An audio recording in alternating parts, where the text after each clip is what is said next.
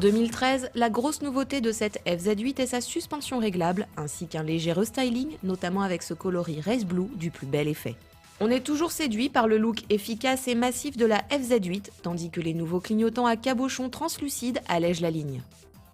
Le nouvel échappement, restylé, convainc également. Beau et sportif, sa sonorité est tout aussi séduisante.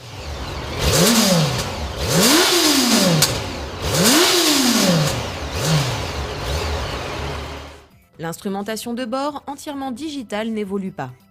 Lisible et compact, il ne lui manque au final qu'un indicateur de rapport engagé et les derniers raffinements du style indicateur de consommation pour correspondre aux standards actuels et coller à son image de roadster mi-sportif, mi-routier.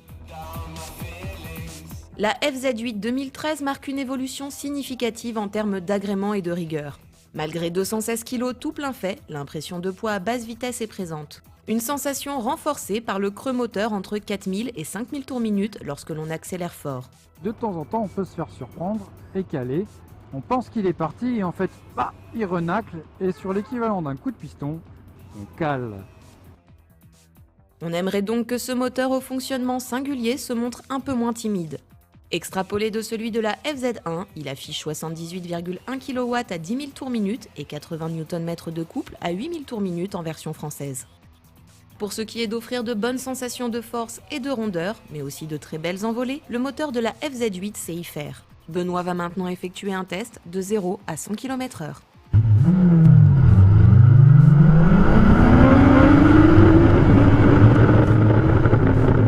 En ce qui concerne le freinage, eh bien, pas de reproche du tout.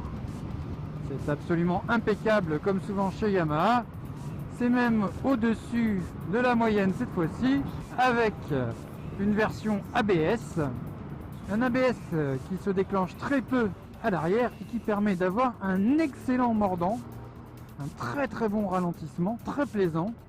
On croirait presque avoir un freinage couplé. Dotée de l'ABS en option, la FZ8 tire parti d'un dispositif très efficace et puissant. À l'avant, les étriers 4 pistons assistés par les disques de 310 mm de diamètre stoppent sans encombre. À l'arrière, le disque de 267 mm fait également merveille. L'ABS est par ailleurs bien servi par les nouvelles suspensions. La fourche plus ferme d'origine est réglable en précharge, compression et détente, tandis que l'amortisseur l'est uniquement en précharge et en détente. L'amortissement remplit sa fonction avec application et bienveillance, offrant une bonne tenue de cap et une belle précision de trajectoire.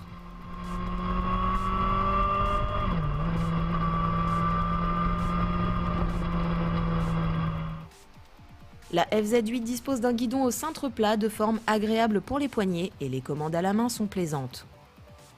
Les leviers sont réglables en écartement. La nouvelle selle disposant de flancs plus accrocheurs est rhabillée pour l'occasion. Elle est un vrai plaisir, y compris lors de longs trajets. Côté passager, les jambes sont repliées, écartées et font encaisser les accélérations sans que l'on ne puisse s'accrocher nulle part.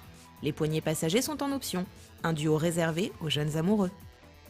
Niveau confort, il faut toujours se familiariser avec la position de conduite atypique de la FZ8, le réservoir de 17 litres écartant copieusement les genoux. Les jambes proposent pour leur part une position avancée. La garde au sol est cependant améliorée par le meilleur tarage de suspension. Notons au passage la bonne protection aérodynamique du tête de fourche aux allures autoroutières. Seule une pression entre le haut des bras et le haut du torse est perceptible.